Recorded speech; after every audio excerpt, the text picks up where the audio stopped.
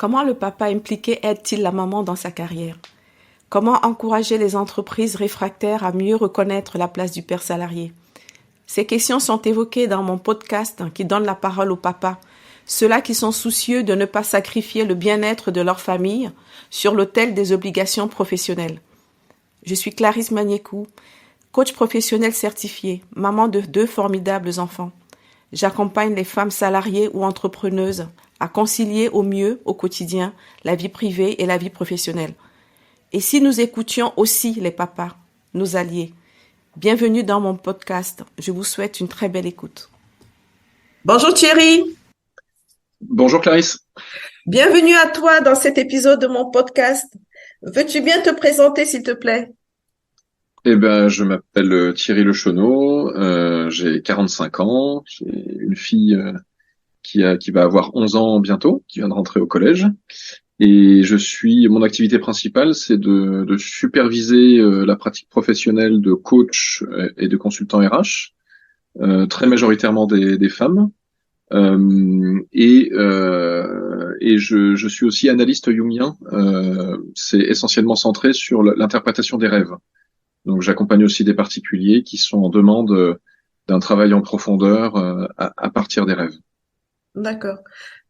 Quand ta fille est née, tu avais quel statut professionnel, Thierry? J'étais salarié. D'accord. Est-ce que tu as pu prendre ton congé paternité dans son intégralité?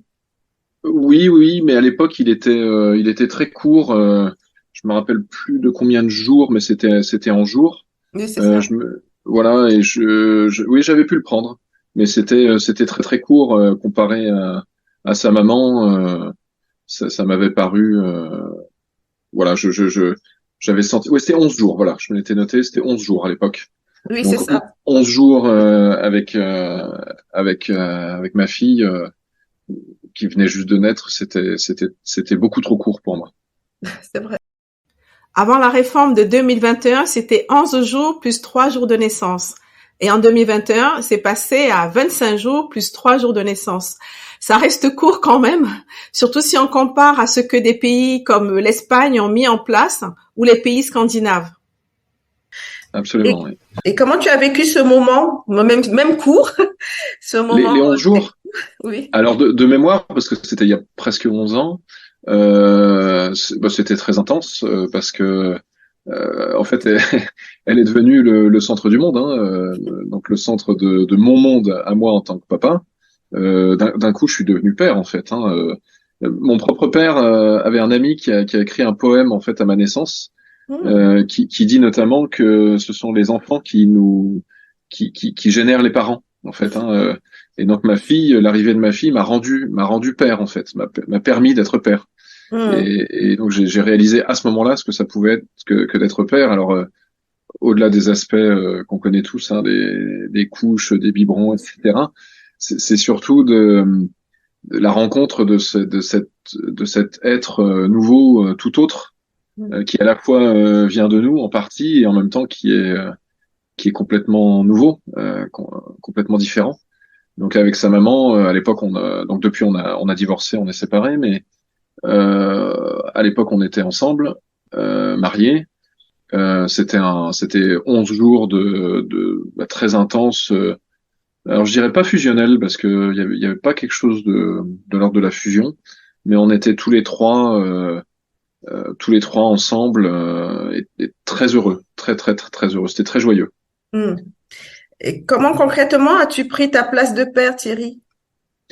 Ben écoute, assez naturellement, il me semble, aussi grâce à sa maman, hein, parce que j'ai eu la chance, puis ça a été aussi des choix, hein, mais d'avoir un enfant avec une femme qui a su aussi me laisser une place auprès de notre fille. Donc je me rappelle que dès le début, elle a très vite tiré son lait en fait, parce qu'elle l'allaitait, Hmm. et elle a très vite tiré son lait en fait pour que je puisse lui donner aussi le biberon dès le début. Donc ça c'était très chouette parce que du coup à la fois ça a permis que ce soit pas que elle qui se lève la nuit, Mm. pour donner le sein, mais et que moi je puisse aussi nourrir notre fille avec du lait maternel en pleine nuit comme en plein jour, et que du coup ma fille s'habitue aussi aussi à la relation avec moi, avec son père, et au corps du père aussi, parce que Mm. du coup évidemment je l'avais comme sa maman, je l'avais sur moi au moment de lui donner le biberon, donc du coup ça a permis de créer une relation privilégiée aussi. Et contrairement à certaines idées reçues, en fait, l'allaitement n'empêche pas du tout le biberon, et le biberon n'empêche pas l'allaitement. L'allaitement, nous, on l'a vécu, et on peut témoigner que qu'on a pu combiner les deux de manière très fluide, et que c'était très chouette. Mm. Et comment l'organisation familiale a été repensée, peut-être après la reprise du travail par la maman? Alors, elle a repris bien plus tard, hein, parce que le congé maternité est beaucoup plus long, hein. Donc, je crois qu'elle a repris au bout de 6 mois, elle, quelque chose comme ça. Et elle était dans un travail à l'époque. Elle a changé depuis, mais à l'époque, elle était dans un travail où elle était à temps partiel et et qui nécessitait pas un investissement énorme. Donc, du coup, ça s'est plutôt bien concilié. Moi, par contre, de mon côté, je travaillais pour une association. Enfin, c'est dans mon profil LinkedIn. Donc, à Mm. l'époque, je travaillais pour l'association Sport dans la ville. Et de mon côté, par contre, j'étais très free. Je passais beaucoup de temps et je mettais beaucoup d'énergie dans mon travail dans cette association, tout à fait de manière tout à fait choisie, hein. Mm. Mais je me rappelle qu'à ce moment-là, c'était quand même compliqué pour moi et pour nous parce que il fallait quand même concilier ce travail dans lequel j'étais très investi et puis l'arrivée de notre fille et de mémoire, je crois que à ce moment-là, j'ai quand même fait le choix d'être un peu plus présent à la maison et d'être un peu moins investi, notamment les soirs et les week-ends, pour cet assaut, parce qu'il y avait régulièrement des événements le soir, les week-ends, donc au moins sur ces temps-là, d'être un peu plus à la maison, quoi. Mm. Donc, ton chemin de père salarié a été construit de cette manière-là. Et vis-à-vis de ton employeur, comment tu as mis les choses en place? Comment le Oh, dialogue bah s'est fait? Mm. alors c'était super parce que c'est assez paradoxal, mais Philippe Audou, qui est toujours le directeur général de Sport dans la ville aujourd'hui, euh, comment dire, a très bien accueilli cette naissance comme d'autres, hein, qu'il y a eu bien sûr avec d'autres salariés de l'association. Et ça s'est vraiment bien passé. J'ai jamais senti le moindre. Vous savez, on dit souvent que pour les femmes, il y a ce poids de l'employeur parfois qui peut Mm. soit dire directement ou sous-entendre que qu'il faut qu'elle reste investie, etc. Moi, j'ai jamais senti la moindre allusion. On en parlait très ouvertement.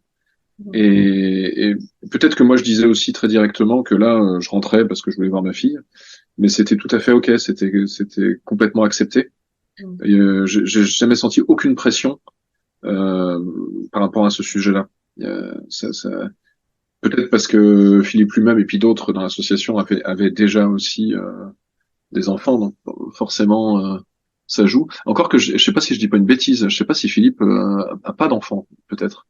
Mais bon, peu importe. Je crois il a l'habitude, il avait l'habitude, et c'est peut-être encore toujours le cas aujourd'hui, de dire que c'est peut-être tous les enfants de sport dans la ville qui sont un peu comme ses enfants, c'est-à-dire Mm. des milliers. Mais en tout cas, jamais ressenti aucune remarque ou aucune pression de ce côté-là. Ça s'est vraiment bien passé. D'accord.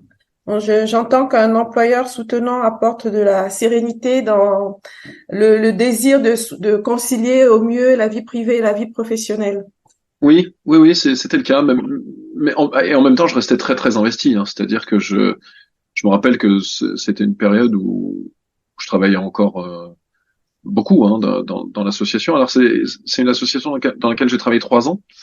Et, c'était entre 2016 et 2019. Non, pardon, 2006 et 2009, pardon. 2006 et 2009. Euh, et donc voilà. Mais alors je me suis en train de me dire que il y a une confusion pour moi parce que en fait ma fille est arrivée en 2012, donc je suis en train de me confondre dans les dates là. Non, j'ai quitté l'association plus tard que ça. Mm. Voilà, je sais plus les dates, mais en tout cas tout s'est très bien passé quoi.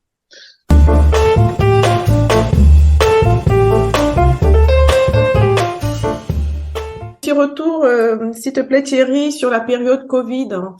Comment vois-tu justement l'impact de cette période dans l'organisation familiale? La période Covid, eh ben, ça s'est bien passé pour nous parce que en fait, alors déjà sur le plan scolaire, on a la chance d'avoir une fille comment dire, qui a pas de soucis, qui a aucune difficulté d'apprentissage, et du coup, c'était pas tellement un problème qu'elle puisse travailler à la maison. Et puis dans notre organisation, en fait, on est en garde alternée. Donc moi j'ai ma fille une semaine sur deux et sa mère donc l'autre semaine.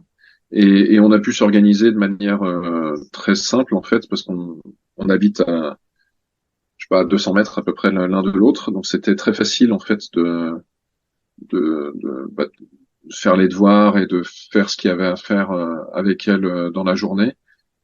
Surtout parce qu'il y avait pas de difficulté d'apprentissage quoi. Parce qu'en fait et puis parce que aussi on n'a qu'une fille.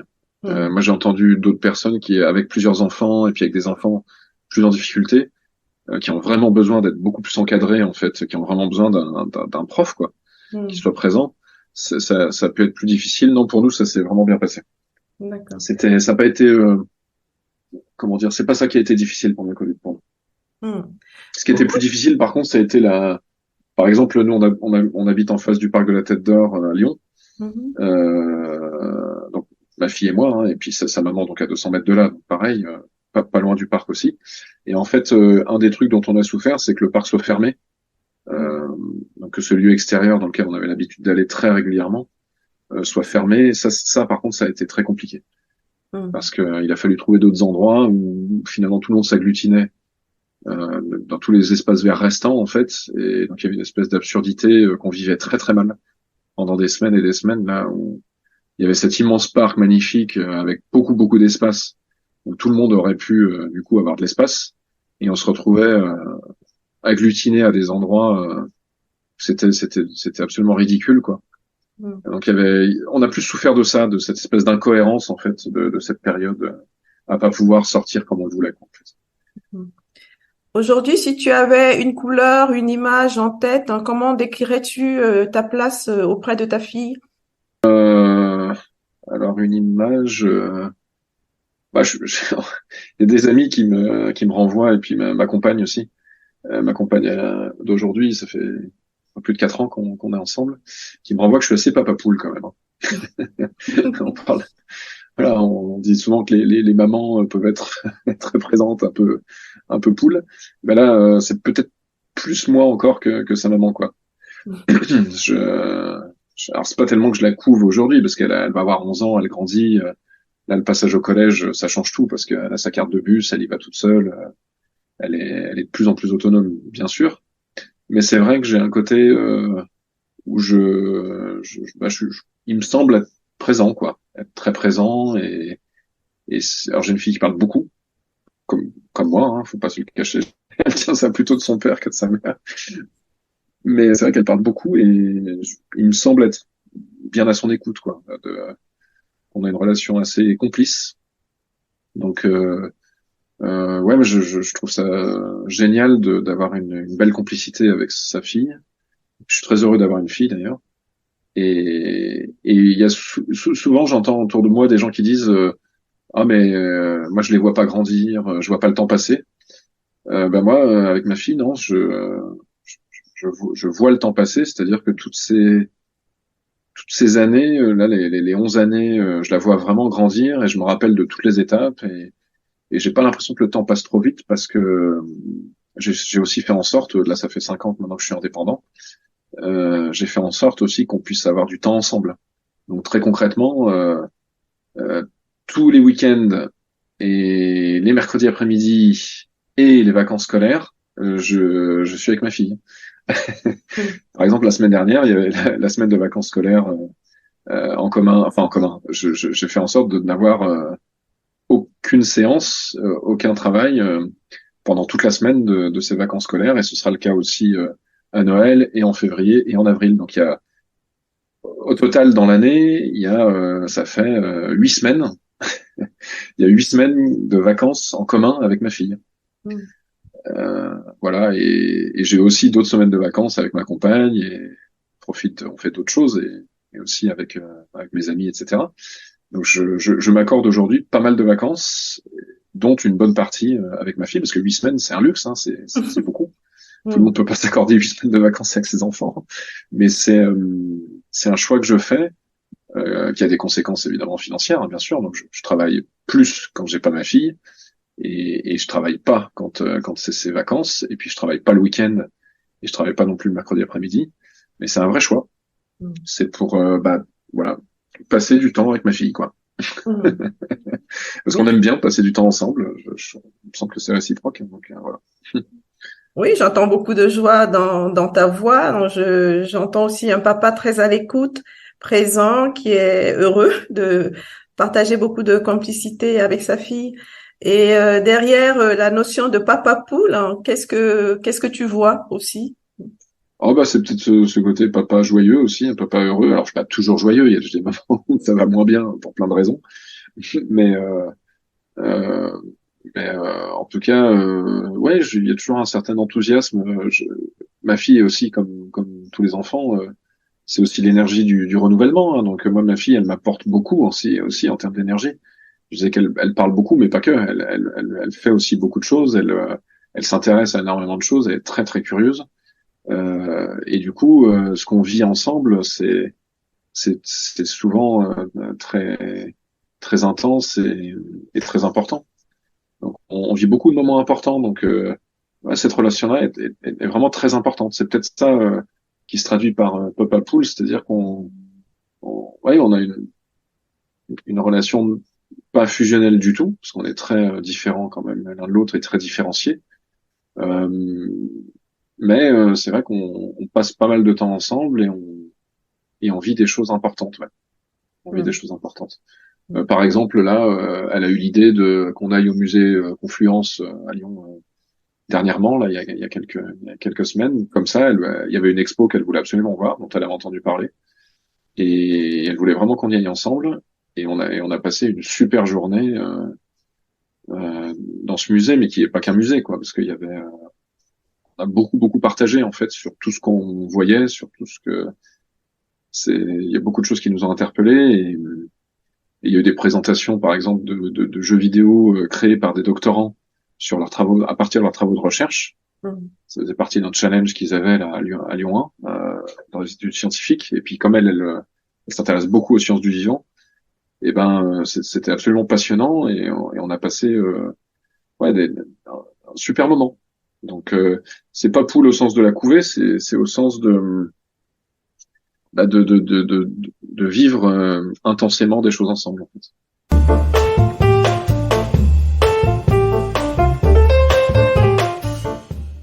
Comment tu construis, Thierry, ton chemin de père entrepreneur? Dirais-tu que ça a été plus facile que ton chemin de père salarié par le passé? Oui, absolument, oui, oui. Alors c'est un vrai choix. Comment dire, mon choix de devenir indépendant à 100% intégrait le fait d'avoir du temps avec ma fille, en fait. Parce que tant que j'étais salarié, c'était complètement impossible. Euh, j'ai tenté, par exemple, le 80%, donc d'avoir les mercredis ou les vendredis de libre, mais c'est pas du tout la même chose parce que ne serait-ce que avec le temps de travail plus le trajet domicile-travail, de fait, je revenais à 19-20 heures le soir régulièrement. Et puis avec un travail aussi qui m'encombrait beaucoup moralement, mentalement. Alors qu'aujourd'hui, comme je suis indépendant et que je ne fais que ce que j'aime, c'est complètement différent. J'ai pas du tout la charge mentale que j'avais avant. J'ai plus les trajets domicile-travail que j'avais avant. J'ai plus le temps de travail aussi que j'avais avant. Et tout ça, ça m'a libéré un temps et une énergie absolument énorme que je peux consacrer autant avec ma fille, ma compagne, mes amis. Ça a été un vrai choix de vie. C'est-à-dire que concrètement là aussi, sur un plan financier, j'ai divisé mes revenus par deux. Avant, je gagnais 5 000 euros bruts par mois. Aujourd'hui, je suis plutôt autour des 2 500 euros bruts par mois, donc je suis divisé par deux. Mais j'ai aussi divisé mon temps de travail par deux. Et je fais que ce que j'aime. C'est-à-dire que la supervision et l'analyse des rêves, c'est- j'adore ça. Et j'ai des clients, et je touche du bois en parlant, j'ai des clients absolument extraordinaires. Juste avant qu'on se connecte là, j'étais avec une de mes clientes historiques, ça fait je sais pas, presque 2 ans qu'on travaille ensemble en supervision. Et je lui disais encore à elle comme à d'autres, c'est une vraie chance que de travailler, d'être payé dans une activité, moi, qui me ressource aussi, qui me fait du bien. Très régulièrement, 9 séances sur 10 m'a autant apporté que moi j'ai pu apporter en tant que superviseur, par exemple, et en analyse de rêve, pareil. Donc je fais aujourd'hui un travail qui me ressource, ce qui n'était pas le cas avant. Avant, je donnais beaucoup et j'étais pas très loin de l'épuisement en fait. Le fameux burn-out dont tout le monde parle, j'en étais probablement pas loin plusieurs fois. Et, et donc cette gestion de l'énergie aussi aujourd'hui est beaucoup plus saine. Je me sens beaucoup mieux dans mon corps, dans ma tête et du coup dans mes relations, euh, tout type de relations, y compris avec ma fille. Il me semble aussi du coup lui proposer un modèle très différent du modèle standard, on va dire, et qui en même temps est de plus en plus courant. Il y a quand même beaucoup d'indépendants aujourd'hui, notamment chez les jeunes. Euh, mais de lui montrer en fait qu'on peut être indépendant, vivre tout à fait correctement. Alors oui, je vais moins au resto, oui, je dépense moins d'argent qu'avant, c'est sûr, j'en ai moins.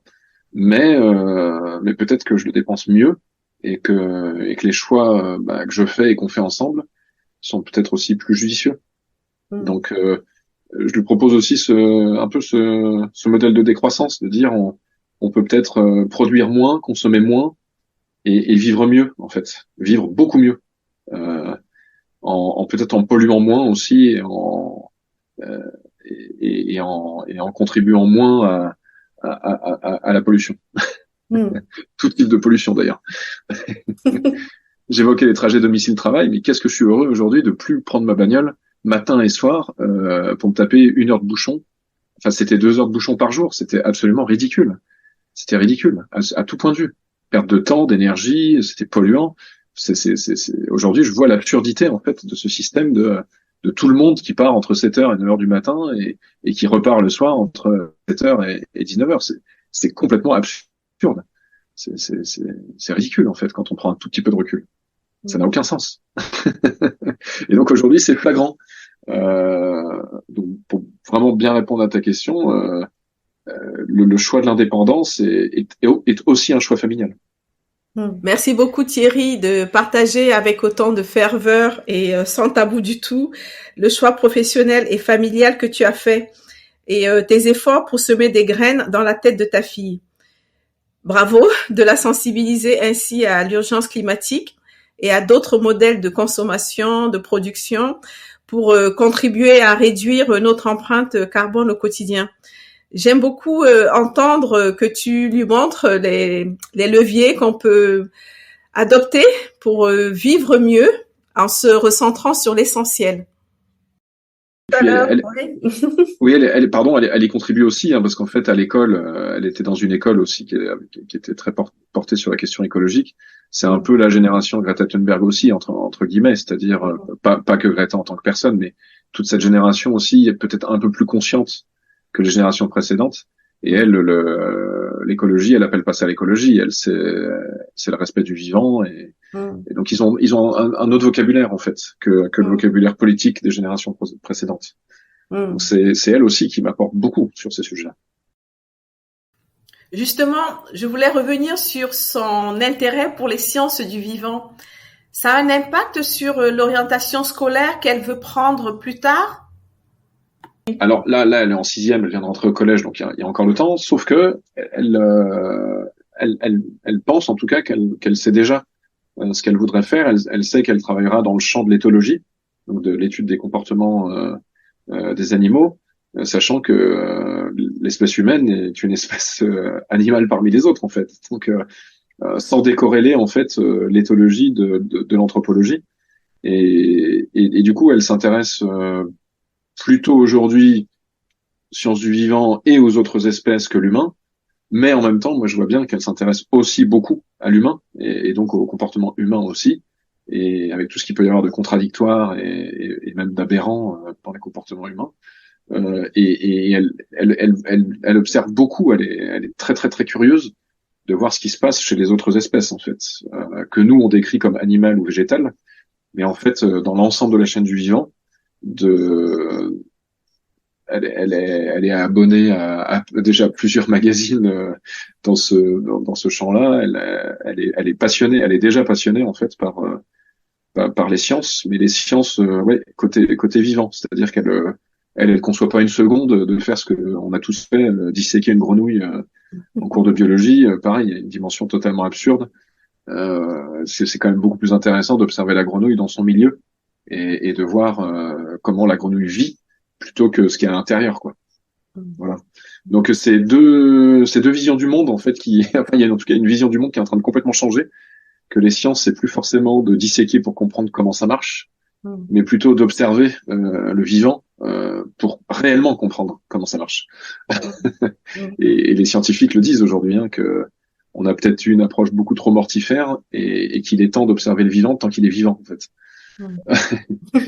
Et d'arrêter de le détruire en fait. Donc elle a vraiment cet axe-là de d'observer et de porter ce message de soutenir le vivant tant qu'il l'est en fait, et bien sûr d'arrêter de détruire quoi.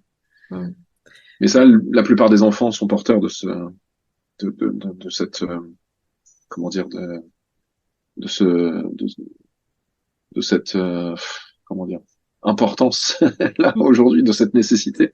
Ouais, c'est devenu une nécessité en fait. Thierry, si tu avais une baguette magique, comment aiderais-tu un jeune papa à mieux concilier la vie privée et la vie professionnelle? Alors très bonne question. Comment, en quelque sorte, j'essaye un peu de le faire à des moments, peut-être avec certains de mes clients, mais ouais, peut-être de manière très indirecte en fait. Alors avec mes amis, je me permets pas trop parce qu'ils font leur choix et du coup, c'est vrai que je m'en mêle pas. Finalement, avec mes clients, je m'en mêle pas tant que ça parce que c'est très très indirect. Mais puis j'ai des clients qui ont des enfants bien plus grands, donc qui pour la plupart vivent déjà leur vie d'adulte. Donc si je devais dire comment à quelqu'un qui a un enfant, qui a des enfants plutôt dans les mêmes âges que ma fille, bah ce serait d'être très attentif au choix qu'il fait, notamment de conciliation entre vie professionnelle et vie personnelle, d'être très attentif en fait au temps, au rapport au temps notamment, et de prendre le temps en fait, de prendre le temps de ce qui est vraiment important, prendre le temps d'être en relation avec les personnes qu'on aime, quoi. Et oui, voilà, plus tellement attendre qu'on nous aime, plus attendre de la reconnaissance et notamment par le travail, mais d'être davantage attentif aux personnes que lui aime et de passer du temps et de l'énergie avec ces personnes-là. Parce que je vois tellement de pères qui continuent d'être en attente, beaucoup de reconnaissance et beaucoup oui, reconnus sous X formes, mais notamment d'évolution professionnelle par le haut, quoi, c'est-à-dire de réussite d'avoir du pouvoir et d'avoir voilà une espèce de gloire comme ça. Moi, dans ce que je vis aujourd'hui, tout ça a plus beaucoup de sens, enfin même plus de sens du tout. Et je me rends compte que les relations humaines sont pas là en fait, sont pas dans cette quête éternelle de reconnaissance, mais plutôt d'exprimer aux gens qu'on aime, qu'on les aime en fait. Plein de modalités, pas qu'avec les mots, hein, dans les actes, c'est-à-dire aussi par la présence. Donc d'être présent, voilà, en résumé, d'être présent aux gens qu'on aime. Et puis évidemment, ce mouvement-là peut nécessiter un travail aussi de thérapie, un travail personnel, parce que si on en attend d'une reconnaissance, une quête comme ça, c'est que ça vient pour la plupart des hommes de l'histoire aussi. Et donc il peut y avoir un travail à faire, ce qui a été mon cas. Hein. J'ai fait un travail de thérapie pendant des années, je continue encore aujourd'hui évidemment. de traiter aussi ce qui est à traiter de l'histoire pour plus être en attente par projection dans le champ professionnel, pour plus projeter ça en fait dans le champ professionnel et d'essayer d'exprimer au maximum ce que nous ce dont on est porteur soi-même. Thierry, quelle question je ne t'ai pas posée et que tu aurais aimé que je te pose? Oh bah écoute, là comme ça, spontanément, j'en vois pas. J'ai trouvé que tes questions étaient très pertinentes. En tout cas, moi, ça m'a fait du bien. Ça fait du bien de parler de ce sujet-là. Euh, Peut-être tout à l'heure, je pourrais être très, enfin, dans la vérité, parce que c'est un critère qui est extrêmement important pour moi aujourd'hui. Je me suis aperçu tout à l'heure, et là, maintenant, je comprends pourquoi, que tout à l'heure, j'ai dit que ma fille était née pendant que j'étais à Sport dans la ville, alors que non, en fait. Elle est née après, quand j'étais mon employeur suivant, la Fondation JAE. Je sais pas, c'est comme s'il y avait quelque chose en moi qui aurait vraiment peut-être voulu qu'elle naisse à ce moment-là. Comme s'il y avait cette bienveillance que peut-être moi j'attendais en fait moi voilà pour boucler sur quelque chose de plus intime me concernant. Peut-être que moi j'étais en attente, l'enfant intérieur en moi était en attente à ce moment-là de cette bienveillance, etc. qui y était, mais c'est pas à ce moment-là que j'ai eu ma fille, je l'ai eu après en 2012 et j'étais déjà donc à la Fondation JAE et qui a été particulièrement bienveillante aussi. Alors là encore plus parce que là c'était vraiment l'esprit famille donc il n'y avait pas de souci, je pouvais m'organiser absolument comme je voulais. Mais ce que j'ai dit tout à l'heure, et je pense est très significatif du fait que à ce moment-là, on essayait d'avoir un enfant avec mon ex-femme, avec la maman de ma fille, et on n'y arrivait pas. C'était une période douloureuse. Et peut-être que ce que j'ai dit tout à l'heure venait exprimer que j'aurais bien voulu peut-être avoir un enfant à ce moment-là. Voilà. Donc c'est pas une question que tu aurais dû poser, c'est une précision, une rectification plutôt que j'apporte pour que tout soit bien juste dans ce que j'essaye de dire aujourd'hui. Quelle héroïne aurais-tu aimé être?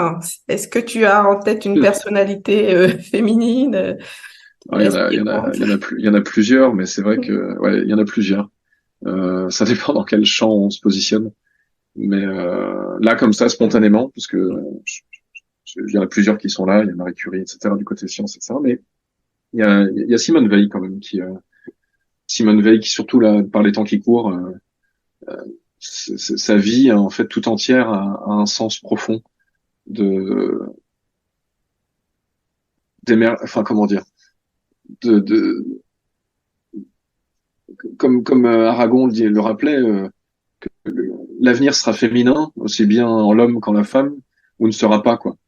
C'est-à-dire que Simone Veil, on la connaît par rapport à la loi sur l'avortement, mais c'est aussi quelqu'un qui a vécu un camp de concentration et qui en a survécu. Et elle était porteuse de ce passage de la survie à la vie.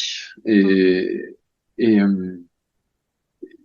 en face de moi, là, on est en audio, mais en face de moi, j'ai il y a un petit dessin avec marqué vie dessus. Et c'est une femme à la fois extrêmement puissante, très forte, et qui était porteuse de ce message de vie à tout prix. À tout prix. Et voilà, qui est une inspiratrice de paix et aussi tellement importante pour que les femmes se réapproprient leur corps et puissent décider de leur corps et que ce soit plus les hommes qui décident à leur place. Aussi bien par rapport à la maternité que par rapport au mariage ou par rapport au travail, par rapport à tous les grands sujets, mais qu'une femme puisse décider de qui elle est au même titre que l'homme et en étant égaux. Donc voilà, c'était une sacrée femme, quoi. Et voilà. C'est une figure emblématique des droits humains fondamentaux et c'est quelqu'un qui m'aide, moi, à cultiver mon humanité. C'est vraiment un très grand symbole. On partage cette grande figure, alors. Mais pour moi, elle fait partie des figures très importantes, moi, même dans ma psyché, en fait. Hein. C'est une référente vraiment très importante. Très, très importante. Un pilier. Elle fait partie de mes piliers. Thierry, es-tu un papa heureux? Est-ce que je suis un papa heureux? Ben oui. Écoute, oui. Je peux répondre à un oui clair, franc, massif. Je suis un papa très heureux Et j'ai la chance d'avoir une fille en bonne santé d'abord et qui va bien, bonne santé physique et mentale. Et ça, c'est une chance parce que ça, c'est c'est pas vraiment un choix, hein, c'est comme ça. Et je suis un papa heureux parce que, comme je le disais tout à l'heure, on partage beaucoup. Alors avec de hauts et des bas, hein, on se dispute aussi. Hein, là maintenant qu'elle commence à être préadolescente, elle me rentre dedans, hein, de plus en plus. Donc donc il y a des moments pas toujours simples, mais oui, je suis un papa très heureux parce que je vois ma fille grandir et, et et devenir petit à petit la personne qu'elle a à être. Et elle est déjà une personne en fait, hein, et elle est déjà une personne indépendante, autonome, qui a ses propres pensées, sa propre manière de voir les choses, et ça fait de moi le plus heureux des papas. Ouais. Thierry, c'est la fin de notre entretien. Je te remercie beaucoup pour ton témoignage. Je retiens que tu es un papa très heureux, un papa qui a choisi de devenir entrepreneur pour profiter intensément de sa fille. Tu as choisi de diviser ton temps de travail par 2 et donc tes revenus aussi. Ce choix te rend heureux. Tu es une personne très alignée. À un jeune papa, tu as un message, c'est prendre le temps de ce qui est vraiment important. Être attentif à donner du temps et de l'énergie à sa famille. C'est très important pour toi de savoir exprimer ce qu'on est vraiment en dehors du champ professionnel. Vraiment, Thierry, ravi que tu aies accepté de partager avec nous ton chemin de père. Écoute, j'en suis très heureux et t'as dit chemin de père et j'entends chemin de paix aussi parce que tout ça est le fruit aussi d'un long travail intime d'aller vers cette fameuse paix. Et c'est ce que je souhaite à tous les pères et, et à tous les pères aussi PAIRS, à tous nos frères, quoi. Oui, bon, c'est très beau comme mot-clé pour la fin, père, paix. Encore merci. Je t'en prie, je te cache pas que je suis un peu ému aussi. Voilà. Et merci à toi, Clarisse. Merci de m'avoir donné la possibilité de m'exprimer en tant que père. Ça me fait beaucoup, beaucoup de bien. Et j'ai adoré ce moment. Merci infiniment. C'était vraiment chouette. Thierry, c'est ça, incarner la paternité très joyeuse. Absolument. Merci Thierry. Merci beaucoup, Clarisse. Merci à toi. Chers auditeurs, un grand merci pour votre écoute.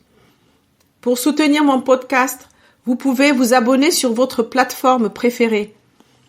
Vous pouvez aussi le partager ou mettre des commentaires.